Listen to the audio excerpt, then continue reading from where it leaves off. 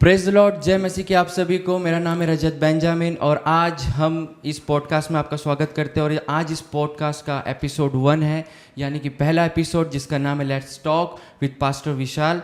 और आज हम जानेंगे कि प्रभु में हमें कैसे जीवन को बिताना चाहिए, और हम पास्टर की लाइफ से, उनके लाइफ एक्सपीरियंसेस से हम जानेंगे कि हमें प्रभु में आगे कैसे बढ़ना है और प्रभु को हम और बेहतर तरीके से कैसे समझ सकते हैं। और हम ये भी जानेंगे प्रश्नों के द्वारा, जिसके कुछ आंसर्स हम पास्टर से लेंगे, जिनसे हमें सीखने को मिलेगा कि हमें सही जीवन मसीह के अंदर कैसे बिताना है। और आइए हम परमेश्वर के दास का स्वागत करते हैं। और इससे पहले कि हम आगे बढ़े, पास्टर, हम आपको एज अ चर्च पहले से ही जानते हैं, बट हम चाहेंगे कि आप ऑलरेडी जैसे हम आपको जानते हैं तो वैसे ही लोग आपको और बेटर तरीके से जाने जैसा हम आपको समझते हैं। तो आप अपना एक शॉर्ट इंट्रोडक्शन हमारे ऑडियंस को दें। आइए हम पास्टर विशाल से संवाद करेंगे और जानेंगे। सभी को प्रेज लॉर्ड, जय मसीह की। मैं जानता हूँ कि हमारा ये पहला पॉडकास्ट है और रजत के लिए भी फर्स्ट टाइम है, मगर हम चाहते हैं कि हम अपने एक्सपीरियंस को लोगों के साथ बांटें जो परमेश्वर ने हमारे जीवन में किया। इन दिनों में बहुत सारे लोग सेवकाई के बारे में जानना चाहते हैं, बहुत सारे लोग सेवकाई के विषय में समझना चाहते हैं, अपनी कॉलिंग को जानना चाहते हैं। मैं बहुत सारी सिटी में गया और वहाँ पर बहुत सारे लोगों के पास प्रश्न थे कि हम अपने कॉलिंग को कैसे जाने, हम कैसे जाने कि प्रभु हमसे क्या चाहता है, प्रभु हमें सेवकाई में इस्तेमाल करना चाहता है या नहीं चाहता है। सो बहुत सारे प्रश्नों के उत्तर हम लोग देंगे, इस समय बातचीत करेंगे। मेरा छोटा सा इंट्रोडक्शन जो है वो, मेरा नाम पास्टर विशाल सैमुअल जाधव है और बीते लगभग 10 सालों से मैं चर्च मिनिस्ट्री में हूँ, एक कलीसिया का पास्टर हूँ। और प्रभु ने कुछ ब्रांच चर्च भी हमें दिए और हम प्रभु को धन्यवाद देते हैं। और बीते 10 सालों में बहुत सारे अनुभव प्रभु ने हमें दिए और हम जो कुछ मैं सीख पाया हूँ, मैं उन सारी बातों को शेयर करना चाहता हूँ। सो इससे पहले कि मैं पास्टर बनता, मैं एक वर्शिप लीडर के जैसे प्रभु के लिए काम करता था और कुछ वर्षों तक ऐसा करने के बाद फिर प्रभु ने मुझे सेवकाई में बुलाया, फिर फुल टाइम मिनिस्ट्री में बुलाया और अभी जो है मैं फुल टाइम मिनिस्ट्री कर रहा हूँ। सो पास्टर, बेसिकली जब प्रभु की सेवकाई की बात आती है तो लोगों के सामने सबसे पहला एक चुनाव आता है कि हम प्रभु में आगे कैसे बढ़े, कि हम प्रभु को कैसे चुन सकते हैं। क्योंकि कई लोगों के लिए क्वेश्चनेबल बात होती है कि अगर मुझे सेवकाई करना है तो मुझे क्या करना चाहिए। तो इसके पहले कि हम उन बातों को जानें, हम ये जानना चाहेंगे कि आप प्रभु में कैसे आए, आपका फेथ प्रभु में कैसे बढ़ा, आत्मा में आप कैसे अवेयर हुए कि हाँ, मुझे अब प्रभु को अपना जीवन देना है।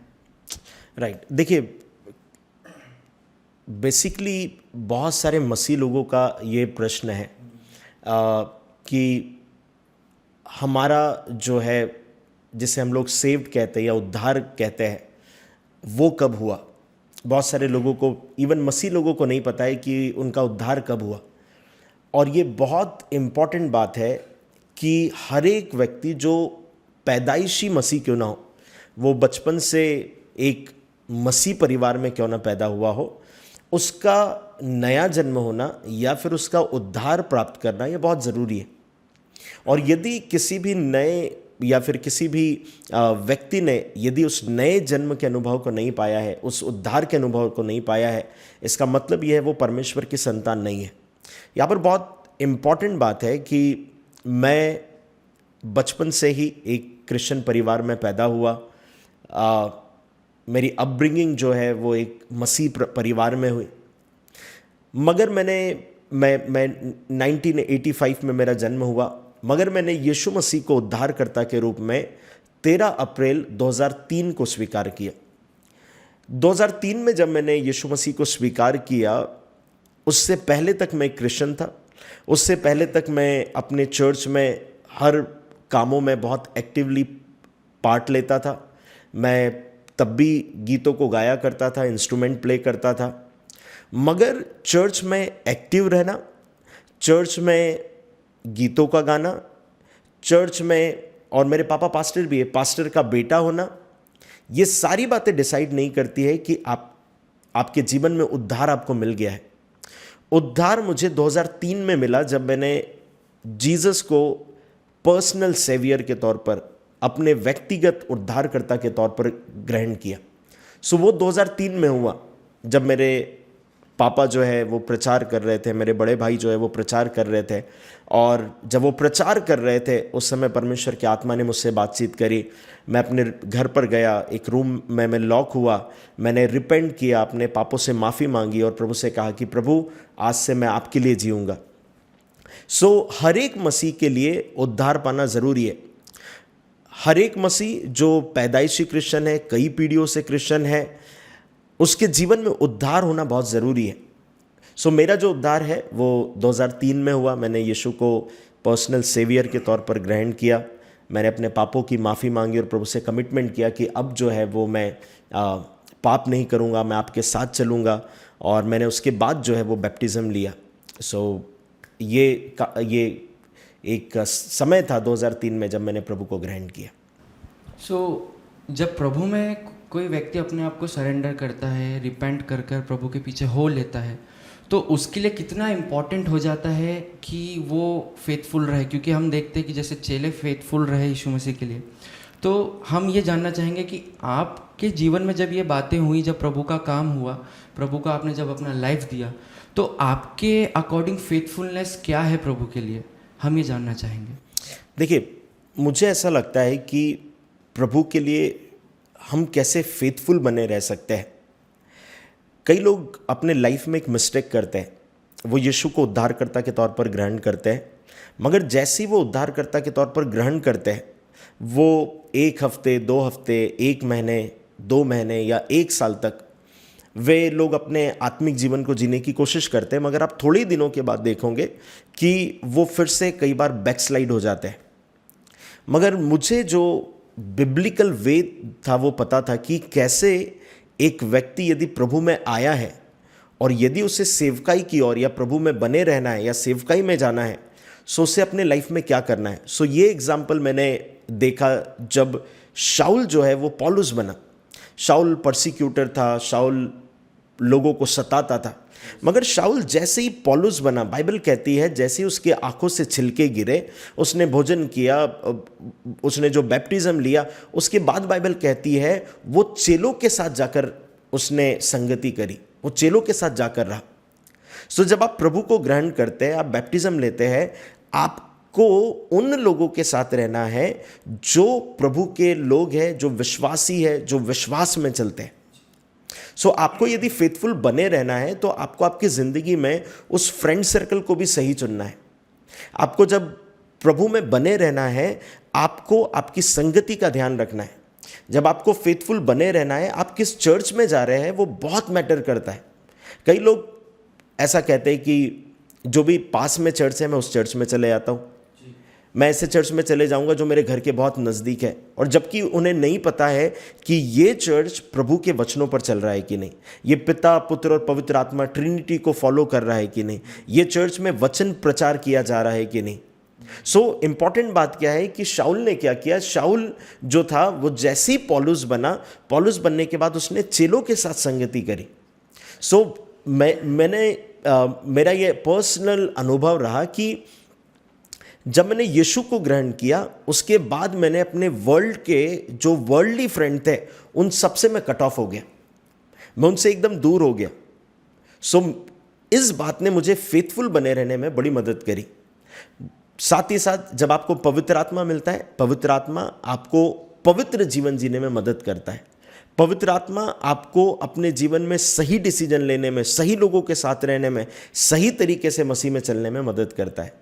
सो जैसे हम सभी जानते हैं कि उद्धार प्राप्त करने के बाद या बैप्टिज्म लेने के बाद आपको पवित्र आत्मा मिलता है। यीशु मसीह को उद्धारकर्ता के तौर पर स्वीकार करने के बाद आपको पवित्र आत्मा मिलता है। सो जब आपको पवित्र आत्मा मिलता है, वो पवित्र आत्मा आपकी मदद करता है आपको प्रभु के साथ पवित्रताई में चलने के लिए। सो मैंने फेथफुल रहना इसी से सीखा। एक तो हमारी संगति सही लोगों के साथ, विश्वासियों के साथ, जो लोग सही वचनों पर विश्वास करते हैं, और साथ ही साथ पवित्र आत्मा जो आपको पवित्र जीवन जीने में मदद करता है। सो इन बातों ने मुझे प्रभु के लिए फेथफुल रहने में बड़ी मदद करी। ये यहाँ पर हमें बहुत अच्छी बात जानने को मिली कि प्रभु हमें किस तरीके से लीड करता है। जैसे आपने बताया कि एक बुरी संगति को छोड़ के अच्छी संगति में जाना, जैसे बाइबल भी कहती है कि बुरी संगति अच्छे चरित्र को बिगाड़ देती है।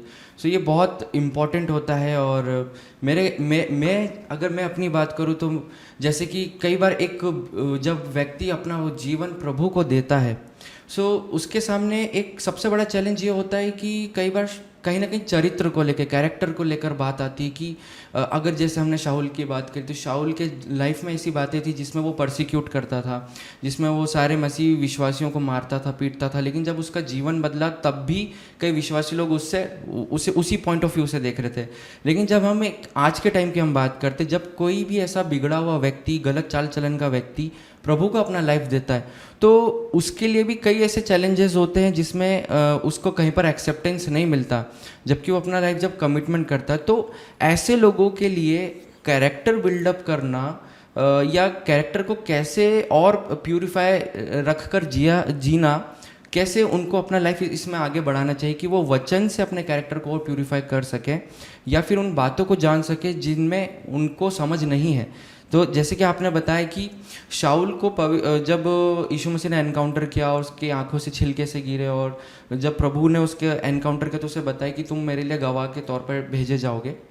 तो क्या एक गलत चरित्र के व्यक्ति का जब वो जीवन दे देता है प्रभु को अपना, तो उस दौरान जब उसे जो चैलेंजेस फेस करने पड़ते हैं कैरेक्टर को लेकर के, क्या बातें ऐसी हैं जो उसे ध्यान रखनी चाहिए कि मुझे अब कैसा जीवन बिताना है, कैरेक्टर अपना कैसे शुद्ध रखना है, क्योंकि अब अपोज हो रहा है। क्योंकि अब अपोज भी क्यों हो रहा है, क्योंकि कई बार हमें ऐसा सुनने को मिलता है कि दुनिया भर के आपने गलत काम किए लेकिन अब आके आप सही बन रहे हो। ये सारी बातों को भी कहीं ना कहीं कुछ लोगों को फेस करना पड़ता है। तो इस दौरान ऐसा मनुष्य, ऐसा व्यक्ति अपने आप को किस तरीके से अपनी चौकसी करे कि वो उन बातों से अग्रेसिव होकर गलत काम ना करे और अपने कैरेक्टर को प्यूरिफाई रख सके। देखिए, पहली बात तो हमें लोगों को अपने आप को प्रूव नहीं करना है। कई बार ऐसा होता है कि जब हम लोग फेथ में आते हैं, हम लोग लोगों को प्रूव करने में लग जाते हैं कि हम लोगों को बताएं कि हम सुधर गए, हम ये हो गया। देखिए, लोगों को अपने आप पता चल जाएगा। जब शाऊल पौलुस बना तो शाऊल के पास, जब वो पौलुस बना, उसके पास बहुत सारे चैलेंजेस उसके लाइफ में आ गए। और चैलेंजेस सिर्फ ये नहीं थे कि अब जो उसके अपोज में है वो उसके विरोध में थे, मगर जो लोग प्रभु के साथ चलने वाले थे, अर्थात आप प्रेरित मान लीजिए, आप चेले मान लीजिए, जो भी लोग थे वो, क्योंकि पौलुस जब शाऊल था उससे डरते थे, वे लोग भी बाइबल में जब आप फिलिपियो इसके आई थिंक 5वें अध्याय में जब आप पढ़ते हैं, पहला कुरिन्थियों में आप पढ़ते हैं, अपनी पत्रियों में पौलुस इस बात को मेंशन करता है कि उसे सिर्फ दूसरों का ही नहीं, उसे अपनों का भी सामना करना पड़ा। दूसरे वे लोग हो गए थे जो प्रभु को नहीं मानते थे, अपने वो लोग हो गए थे जो प्रभु को मानते थे। गैरों से भी उसे गैर लोग भी उसके अपोज में, जो प्रभु के मानने वाले थे वो भी उसके अपोज में। मगर जो पौलुस था, पौलुस ने क्या किया पता है? पौलुस जब चेलों के साथ संगति करने लगा, बाइबल कहती है उसके बाद वो उठा और वो प्रचार करने लगा। अर्थात वो अपनी टेस्टिमनी शेयर करता था। वो जहाँ कहीं भी जाता था कि मैं पहले लोगों को सताता था, अब मैं लोगों को नहीं सताता हूँ क्योंकि प्रभु का मेरा इनकाउंटर हुआ है, ये हुआ है, वो सारी चीज़ें वो अपनी गवाही देता था। हमारी रिस्पॉन्सिबिलिटी लोगों को अपने आप को प्रूव नहीं करना है। हमें लोगों को के सामने जाकर नहीं बताना है कि हम कितने अच्छे हो गए। हमें प्रभु के काम पर फोकस करना है और स्लोली लोग ऑटोमेटिकली इस बात को जान जाएंगे कि आप अब प्रभु के साथ चल रहे हैं। देखिए, एक रात में बदलाव नहीं होने वाला है। मुझे बहुत अच्छी तरीके से पता है, जब मैं पास्टर बना और जब मैंने चर्च स्टार्ट किया, ऐसा कोई व्यक्ति नहीं था जो मुझे एज ए पास्टर एक्सेप्ट कर पा रहा था, जो लोग मुझे जानते थे। वो नॉर्मली मुझे कभी एज ए पास्टर करके ट्रीट नहीं करते थे, वो मुझे पास्टर करके नहीं बुलाते थे, वो मुझे नाम लेकर बुलाते थे। और स्टार्टिंग में मुझे ऐसा लगता था कि क्या इन्हें नहीं पता है कि मैं अब चर्च चला रहा हूँ, भले से मेरे पास 5 लोग हैं और ज़्यादा लोग नहीं हैं। और मुझे ऐसा लगता था कि यार यदि मैं पास्टर हूँ, ये मुझे क्यों नहीं रिकॉग्नाइज कर रहे। सो इन सारी बातों के लिए कई साल लग गए लोगों को एज ए पास्टर मुझे एक्सेप्ट करने में, और शायद हो सकता है किसी ने आज भी नहीं किया हो। मगर जब हम प्रभु की सेवा करते हैं, जब हम प्रभु के होते हैं, हमें सिर्फ प्रभु को बताना है कि हम उसके लिए कौन है, हमें सिर्फ प्रभु के लिए जीना है, हमें प्रभु के लिए काम करना है। और जब हम ऐसा करने लगते हैं, ऑटोमेटिकली लोगों के जीवन में उन्हें पता चलने लगता है कि हमारे जीवन में बदलाव है। सो जो लोग इस बात को, जब उद्धार पाने के बाद यदि इस बात को सोचे कि यार मैं लोगों को प्रूव करूंगा कि मैं अब सुधर गया हूं, वे लोग कभी भी उनको प्रूव नहीं कर पाएंगे। मगर जब वे प्रभु को प्रूव करेंगे कि प्रभु मेरे जीवन में परिवर्तन है, मैं आपके साथ चल रहा हूं, मैं विश्वास योग्य हूं, ऑटोमेटिकली उनके जो लोग उनके अगेंस्ट में खड़े, वो भी फेवर में खड़े होंगे। सो मुझे ऐसा लगता है कि हमें किसी को प्रूव नहीं करना है। प्रभु में आने के बाद हमें किसी को नहीं बताने की ज़रूरत है कि हम सुधर गए, बदल गए, हमने ये छोड़ दिया, वो छोड़ दिया। हमें प्रभु के साथ सही चलना है, और अपने नियत समय पर, अपने सही समय पर लोगों को पता चल जाएगा कि हमारे अंदर बदलाव है, और लोग एक्सेप्ट करेंगे। सो बेसिकली अभी हम जिन बातों को हम जान रहे हैं, वो सबसे इम्पॉर्टेंट बात है हम सभी के लिए, कि जैसे यीशु मसीह ने कहा कि तुम कपटियों के समान ना बनो, जो दिखाने के लिए सारे कामों को करते हैं। क्योंकि बाइबल में ये भी लिखा है कि यीशु मसीह ने कहा कि तुम अपने उनके फलों से तुम उन्हें पहचानोगे कि वह सही है या नहीं है। सो बेसिकली पास्टर, हम ये जानना चाहेंगे कि किस तरीके से एक विश्वासी के लिए ये ज़रूरी होता है कि जैसे वचन हमें सिखाता है कि जो उद्धार हमने पाया है हम उसमें बने रहें। क्योंकि उद्धार में प्रवेश करना, रिपेंट करना, बपतिस्मा पाना, ये पहला स्टेप होता है, लेकिन उस उद्धार में बने रहना, जैसे पौलुस अपनी पत्रियों में लिखता है कि उस उद्धार में बने रहो जो तुमने पाया है। तो ये कितना सही होगा एक व्यक्ति के लिए जो अपना लाइफ यीशु मसीह को दे चुका है, तो वो उस उद्धार में बना रहे। तो आपके अनुसार, आपकी लाइफ एक्सपीरियंस में ऐसा क्या था कि उद्धार में बने रहने के लिए हमें क्या ज़रूरी है, हम ये जानना चाहेंगे। देखिए, उद्धार में बने रहना आपके लिए बहुत ज़रूरी भी है, इसलिए है क्योंकि वर्ल्ड जो है वो बहुत ज़्यादा टेम्पटेशन से भरा हुआ है। जब मैंने यीशु को ग्रहण किया 2003 में, उसके बाद मैं एक इंस्टीट्यूट में पढ़ने के लिए गया, फिर उसके बाद महाराष्ट्र में 1 साल में और रहा, कॉलेज किया।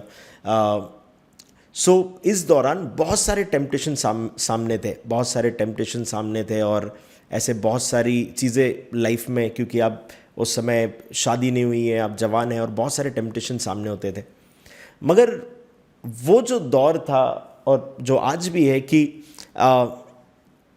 मुझे भजन संहिता इसके 119वें अध्याय में एक आयत लिखी हुई है, जहाँ पर लिखा हुआ है कि जवान अपनी चाल को किस उपाय से शुद्ध रखे, केवल तेरे वचन के अनुसार सावधान रहने से।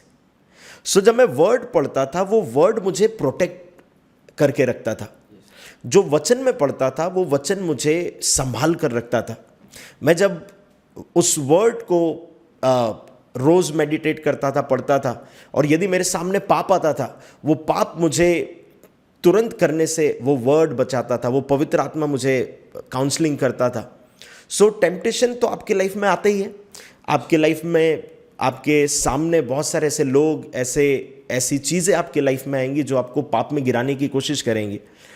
मगर आपको प्रभु के वचन के साथ खड़े रहना है।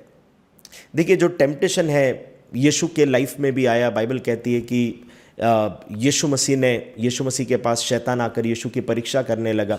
उसने शब्दों से, बातों से, वैभव दिखाकर, सारी चीज़ों के साथ उसने परीक्षा करने की कोशिश करी। मगर इम्पॉर्टेंट ये है कि यीशु को वचन पता था, शैतान को भी पता था, मगर वो गलत तरीके से यूज़ कर रहा था। मगर यीशु को वचन पता था, क्योंकि यीशु उस वचन को जानते थे। यीशु ने वचन के साथ उस शैतान का सामना किया। सो यदि आप प्रभु के साथ चल रहे हैं, आपको वचन पता है, कितने भी टेम्पटेशन आ जाए, आप फिर पाप में नहीं गिरोगे। देखिए, समस्या क्या है कि हम उद्धार में आने के बाद हमारे पास वचन ही नहीं है। सो हम शैतान का सामना कैसे करेंगे? हमारे पास पवित्र आत्मा नहीं है, हम शैतान का सामना कैसे करेंगे? ज़रूर बाइबल में लिखा हुआ है कि यीशु मसीह को ग्रहण करने के बाद हमें पवित्र आत्मा मिलता है, मगर हमें पवित्र आत्मा के साथ रहना, पवित्र आत्मा को अपने लाइफ में रहने देना पड़ेगा। सो जब हम पवित्र आत्मा की बातों को मानेंगे, पवित्र आत्मा हमारे साथ काम करेगा, हमारी मदद करेगा। मगर यदि हम कहें कि हम पवित्र आत्मा के अनुसार ही नहीं चलना चाहते, रोमियो इसके 8वें अध्याय में लिखा हुआ है कि जो आत्मा के अनुसार चलते हैं वे परमेश्वर की संतान है। सो यदि आप आत्मा के अनुसार चल रहे हैं सो आप परमेश्वर की संतान है। सो आत्मा के अनुसार चलते रहिए। आत्मा के अनुसार हम कैसे चलेंगे? उसके वर्ड को ओबे कर कर, वर्ड जो बाइबल में लिखे हैं। सो बाइबल के अनुसार चलना, परमेश्वर की आत्मा के अनुसार चलना आपको फेथफुल रहने में मदद करेगा। If you will not read word, if you will not pray, so आप कैसे सस्टेन कर पाएंगे आप अपने स्पिरिचुअल लाइफ में? सो शैतान, आप कभी भी देखिएगा, जो लोग बाइबल नहीं पढ़ते, जो लोग प्रार्थना नहीं करते, शैतान उनके लाइफ पर अटैक करता है और वो गिर जाते हैं। और बाइबल कहती है, आप जब बाइबल में पढ़ेंगे कि 2 व्यक्तियों ने अपने घर को बनाया, एक ने रेत पर बनाया और एक ने चट्टान पर बनाया। जिसने रेत पर बनाया उसके घर पर भी मेह बरसा, बारिश आई, और जिसने चट्टान पर बनाया उसके घर पर भी मेह बरसा, बारिश आई, तूफान आया। और फिर बाइबल कहती है जिसने रेत पर बनाया था उसका घर गिर गया, मगर जिसने चट्टान पर बनाया था उसका घर स्थिर रहा। ठीक है। सो चट्टान को जब आप बाइबल में देखेंगे, चट्टान यीशु मसीह को रिप्रेजेंट करती है। ठीक है। सो चट्टान पर घर बनाना इसका मतलब यह है यीशु पर घर बनाना, यीशु पर घर बनाना इसका मतलब यह है यीशु के वचनों पर, परमेश्वर के वचनों पर घर बनाना। क्योंकि बाइबल कहती है कि वचन देहधारी हुआ, वचन जो था वो देहधारी हुआ, अर्थात यीशु मसीह वचन है, परमेश्वर का वचन। सो वचन जब देहधारी हुआ है, उस देहधारी वचन के ऊपर अर्थात यीशु के ऊपर जब हम अपने नींव को बनाते हैं, अपने घर को बनाते हैं, सो हम उद्धार में बने रहते हैं, हम स्ट्रांगली खड़े रहते हैं, हम प्रभु में बने रहते हैं, हम प्रभु में चलते जाते हैं। सो हर एक मसीह के लिए ज़रूरी है कि वो उद्धार में बना रहे, हर एक मसीह के लिए ज़रूरी है वो प्रभु में बना रहे, हर एक मसीह के लिए ज़रूरी है वो वर्ड पढ़े, प्रेयर करे। ये बहुत इंपॉर्टेंट है। सो यहाँ पे बहुत अच्छी बातें हमें जानने को मिल रही है, और हम ये भी समझ रहे हैं कि जैसे यीशु मसीह ने कहा कि जहाँ पे बीज का दृष्टांत है कि कुछ झाड़ियों में गिरे, कुछ पत्थर पर गिरे, कुछ अच्छी भूमि पर गिरे, जो अच्छी भूमि पर गिरे वो फल लाए। बट एक इसी पैराबल में एक बात मिलती कि एक बीज था जो जिसे झाड़ियों ने दबा दिया। तो जैसा आपने कहा कि फाउंडेशन यीशु मसीह है, सो हमारे लिए वचन यीशु मसीह है, और यीशु मसीह परमेश्वर का ही वचन है जो देहधारी हमारे लिए हुआ। सो मैं ये जानना चाहूँगा कि आपने अपनी जब सेवकाई को प्रारंभ करने का जो स्टेप लिया, जो कि आफ्टर रिपेंटेंस आप जब प्रभु में आगे बढ़े, सो वो कैसे स्टार्टअप हुआ कि आपके अंदर ये बात आई, प्रभु ने डाली कि आप सेवकाई करना प्रारंभ करें और प्रभु की सेवा को फैलाएं, प्रभु का सुसमाचार फैलाएं, आत्माओं को जीते? तो ये कुछ इंटरेस्टिंग बातें होती जो कई लोगों के सीखने के लिए होती, क्योंकि कई लोग ऐसे हैं हमारे ऑडियंस में से, कई लोग हमें देख रहे सुन रहे हैं जो ये जानना चाहेंगे कि वो कैसे इस स्टेप को उठा सकते हैं। राइट। देखिए, मैं कई जगह प्रचार करने जाता हूँ, मीटिंग्स में जाता हूँ, तो बहुत सारे लोगों का यही प्रश्न होता है, शुरुआत कैसे करें? हम प्रभु में आ गए, हमने प्रभु को अपना जीवन दे दिया, उद्धार पा लिया, अब हम शुरुआत कैसे करें? सो लोगों को ऐसा लगता है कि उनकी सेवकाई की शुरुआत मतलब उन्हें ऑल्टर मिल जाना चाहिए, उन्हें एक स्टेज मिलना चाहिए, माइक मिलना चाहिए, और फिर वो प्रचार कर दे, उनको अपॉर्चुनिटी मिले तो वो प्रभु से प्रेयर करते रहते, प्रभु अपॉर्चुनिटी दो, बड़ी अपॉर्चुनिटी दो, प्रभु कहीं पर खड़े करो। वो अपने आप को जब देखते हैं, वो अपने आप को एक बड़े क्राउड में देखते हैं। मगर जिस प्रकार से मैंने स्टार्ट किया, मैं वो बात आपके साथ शेयर करता हूँ। पहली बात तो मैं कभी सेवकाई नहीं करना चाहता था, मैं कभी स्पेशली पास्टर नहीं बनना चाहता था, क्योंकि मेरे पापा पास्टर रहे और मैंने उनके लाइफ के कई स्ट्रगल को देखा। मैंने उन्हें फाइनेंशियली, फिर चर्च में बहुत सारी ऐसी चीज़ें होती थी जहाँ पर उन्हें स्ट्रगल करते हुए देखा। सो मैंने इस बात को सोचा था कि मैं प्रभु के लिए कभी अगर काम भी करूँगा, सो मैं एक पास्टर बन के काम नहीं करूँगा, क्योंकि मुझे पता है कि पास्टर की लाइफ में क्या चैलेंजेस है, क्या प्रॉब्लम है। सो मेरा बहुत क्लियर फंडा था कि मुझे सेवकाई एज ए पास्टर तो बिल्कुल नहीं करना है। मगर मैंने शुरुआत कैसे करी, मैं जस्ट उससे याद करता हूँ या सोचता हूँ कि हम लोग जिस समय 2003 में मैंने प्रभु को अपने उद्धारकर्ता के तौर पर ग्रहण किया, सो 2003 में उस समय हम लोग महाराष्ट्र के एक सिटी है, हिल स्टेशन है जहाँ पर, जिसका नाम चिखलदरा है, और चिखलदरा में हम लोग थे। मेरे पापा वहाँ पर सेवकाई कर रहे थे और हम लोग वहाँ पर रहते थे। एक मिशन कंपाउंड था। उस मिशन कंपाउंड में एक हॉस्टल था जहाँ पर लड़के और लड़कियाँ, अलग अलग हॉस्टल थे, वहाँ पर रहते थे। और हर एक शाम में वो गैदर होते थे और वहाँ पर उन्हें, जो वहाँ के वार्डन होते थे, वो उन्हें बाइबल की स्टोरी बताते थे, प्रेयर करते थे। क्रिश्चियन संस्था थी। सो मैंने वहाँ के वार्डन से बात करी, उनसे कहा कि मैं इन्हें गीत सिखाना चाहता हूँ, मैं इन्हें स्टोरी सिखाना चाहता हूँ, और क्या आप मुझे ये अपॉर्चुनिटी देंगे क्या? सो मैंने उनसे जाकर पूछा कि मुझे अपॉर्चुनिटी चाहिए। मैं अनाथ बच्चे थे और मसीह बच्चे थे, अनाथ बच्चे थे, और मैं इन्हें कुछ सिखाना चाहता हूँ। सो उन्होंने कहा बिल्कुल, क्यों नहीं। और जब तक मैं वहाँ पर रहा, कई बार मुझे अपॉर्चुनिटी मिली जहाँ पर मैं उन ऑर्फन बच्चों के बीच में जाकर मैं उन्हें गीत सिखाया करता था, उनके साथ नाचता था और एक्शन सॉन्ग करता था, उन्हें बाइबल की स्टोरी लेकर उन्हें कुछ कुछ बताया करता था। And this is how I started, कि ये वो शुरुआत थी, ये वो प्रारंभ था। सो कई लोगों को लगता है कि प्रभु जब हमें मौका दे, प्रभु हमें बड़े लेवल का मौका दे, प्रभु हमें एक बड़ी शुरुआत दे, प्रभु हमें प्रॉफिट बनाए, प्रभु हमें पास्टर बनाए, प्रभु हमें अपोस्टल बनाए, इवेंजलिस्ट बनाए, टीचर बनाए, मगर इसकी शुरुआत जो है वो हर समय छोटी रहेंगी। शुरुआत कभी भी बड़े से नहीं होगी। मुझे प्रभु जो है वो ओवरनाइट सक्सेस देने वाला प्रभु नहीं है। वो एक रात में आपको बढ़ा देने वाला प्रभु नहीं है। प्रभु आपको सिखाते हुए बढ़ाता है। प्रभु आपको एकदम से नहीं बढ़ाएगा, प्रभु आपको सिखाते हुए बढ़ाएगा। सो वो जो प्रोसेस होती है, उसके लिए आपको जीरो से ही प्रारंभ करना है। उसके लिए आपको शून्य से ही प्रारंभ करना है। मैं जब भी इस बात को सोचता हूँ कि परमेश्वर को अब्राहम को इस्तेमाल करना था, सो परमेश्वर अब्राहम से कहता है अपने माता पिता, अपना घर, अपने कुटुंबियों को छोड़कर एक ऐसे स्थान पर चले जा जो मैं तुझे दिखाता हूँ। जीरो से स्टार्ट। सो जो भी सेवकाई करना चाहते हैं उन्हें इस बात को समझने की जरूरत है, they have to start with zero. उनको शून्य से प्रारंभ करना है। उन्हें शायद अपनी कलीसिया, अपने लोग, जो भी वो कर रहे हैं, they have to start with zero. उनको शून्य से प्रारंभ करना है और स्लोली स्लोली प्रभु आगे बढ़ाएगा।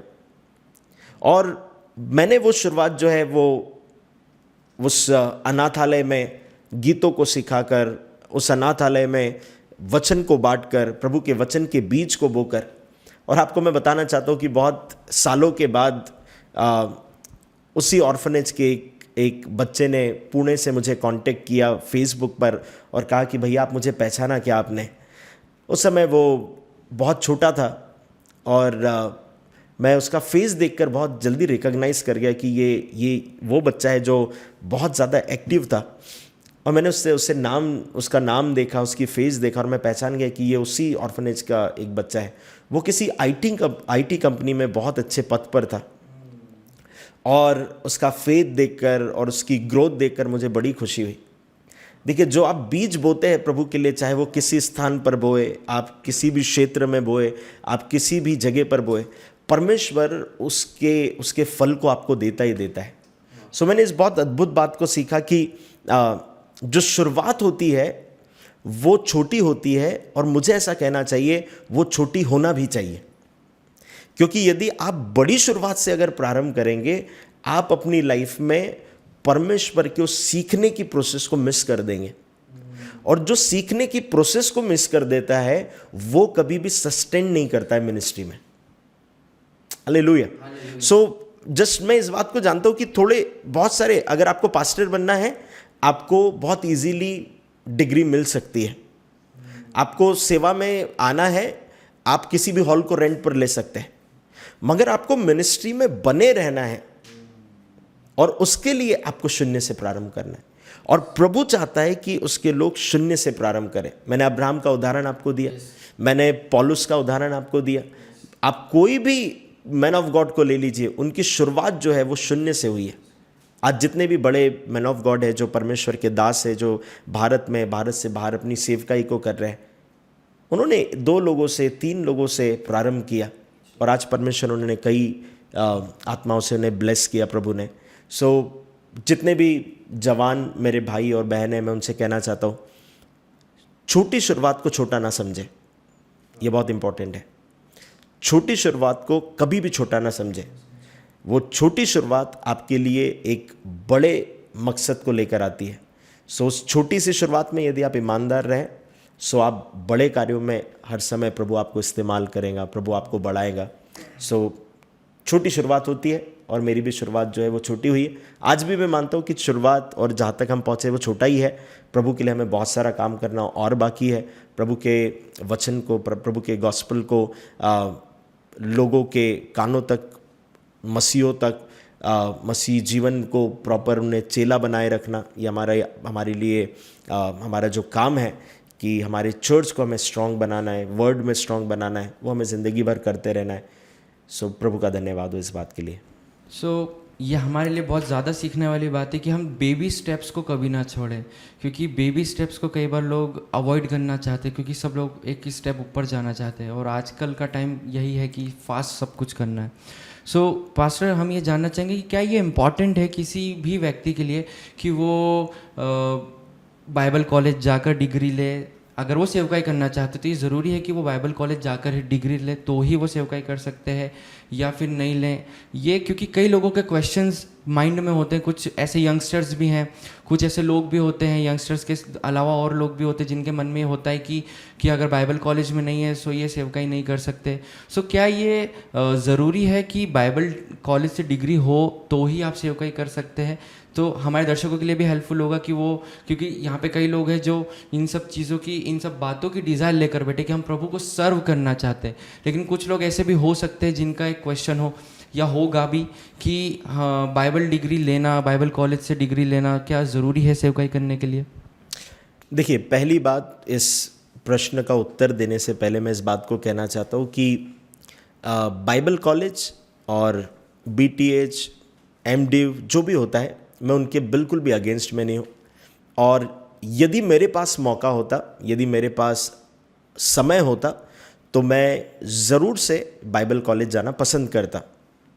मगर मेरे पास मुझे ऐसा कहने दीजिए कि मैंने कोई बाइबल ट्रेनिंग करके चर्च स्टार्ट नहीं किया। ज़रूर मैंने कुछ कोर्सेज़ किए हैं, बट स्पेसिफिकली मैं जब बात करूँ बाइबल ट्रेनिंग की, सो मैं किसी भी बाइबल ट्रेनिंग को मैंने ऐसे लंबे ड्यूरेशन की 5 साल 4 साल नहीं किया। क्योंकि जब मैंने डिसाइड किया कि मुझे प्रभु की सेवकाई करना है, मैंने 2003 में प्रभु को ग्रहण किया, और ग्रहण करने के बाद मैं प्रभु के साथ चल रहा था। जो मैंने कहा कि मैं अनाथ आश्रम में जाकर मसीह बच्चों को जो स्टोरीज़ बता रहा था वो सब मैं कर रहा था। उसके बाद मैं एज ए वर्शिप लीडर बहुत सारी चीज़ें करता रहा। मगर जब मैं 28 साल का था, उस समय मैंने डिसीजन लिया कि मुझे एक चर्च में पास्टर के तौर पर मुझे सेवकाई को प्रारंभ करना है। और मेरी शादी, उसके बाद मेरी शादी हुई थी, हमारी मई में शादी हुई और हमने सितंबर में चर्च स्टार्ट किया। उसके बाद मैं बाइबल कॉलेज चाहकर भी नहीं जा सकता था। मेरा पर्सनल ये मानना है कि बाइबल कॉलेज जाने या ना जाने से आपकी कॉलिंग का ज़्यादा कोई संबंध नहीं है।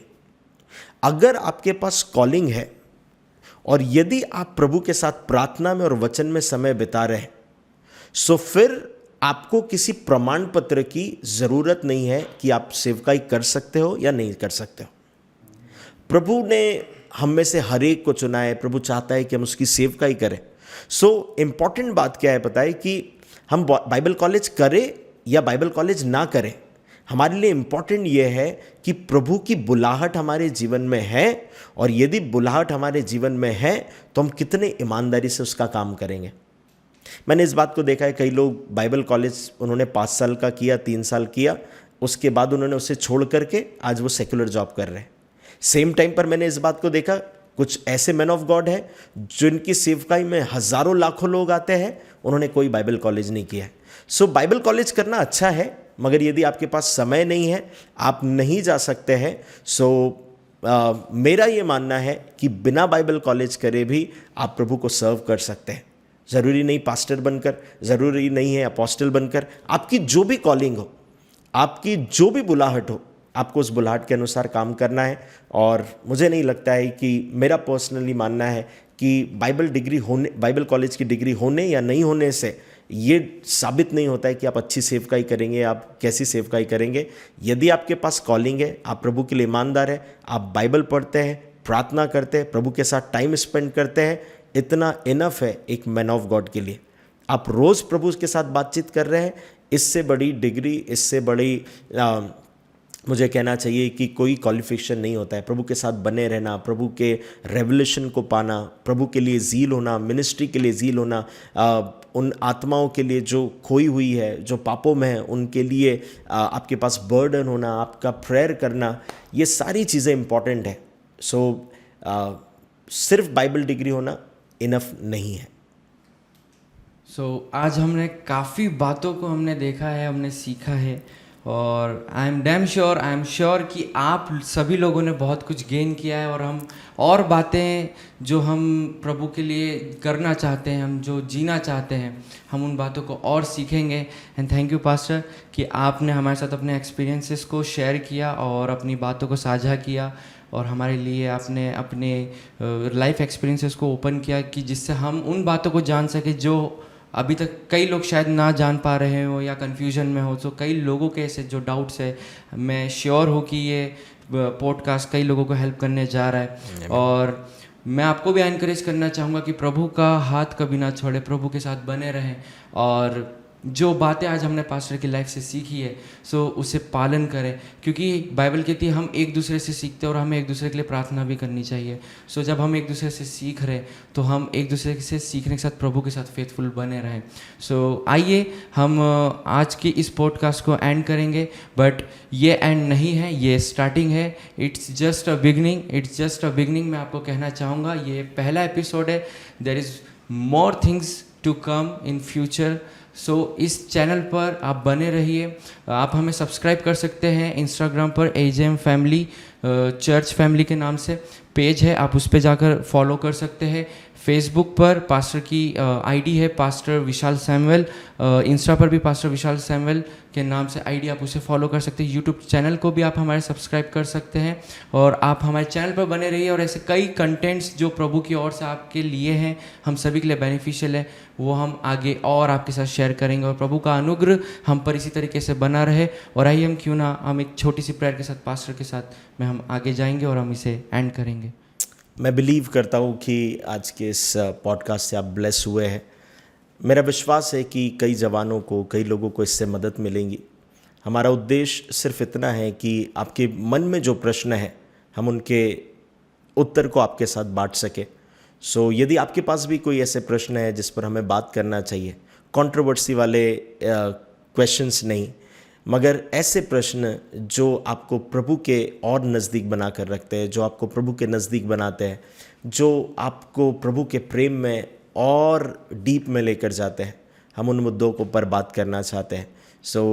मैं बिलीव करता हूँ कि परमेश्वर की आत्मा ने आपसे आज बात करी होगी। आइए प्रार्थना करते हैं। प्रभु यीशु मसीह, आपके चरणों के पास आते हैं, आपके नाम को धन्यवाद देते हैं। प्रभु, मैं बिलीव करता हूँ पिता परमेश्वर, आपके लोगों से आपने बातचीत करी है। मैं विश्वास करता हूँ पिता परमेश्वर, आपका बड़ा अनुग्रह पिता परमेश्वर हमारे व्यूवर्स पर होने पाए पिता परमेश्वर। जो बातें उन्होंने सुनी है, सीखी है प्रभु जी, प्रभु वो उसके अनुसार चलने पाए प्रभु जी, अपनी कॉलिंग को, अपनी बुलाहट को जाने। और प्रभु होने दीजिए प्रभु, जब हम इस प्रभु जी इसे हम लोग टेलीकास्ट करते हैं, इस पॉडकास्ट को जब हम टेलीकास्ट करते हैं पिता परमेश्वर, लोगों तक बांटते हैं, होने दीजिए प्रभु लोगों को मदद मिलने पाए। आपने हमारी प्रार्थनाओं को सुना, धन्यवाद देते हैं। यीशु के सामर्थी नाम में मांग लेते हैं, आमीन आमीन।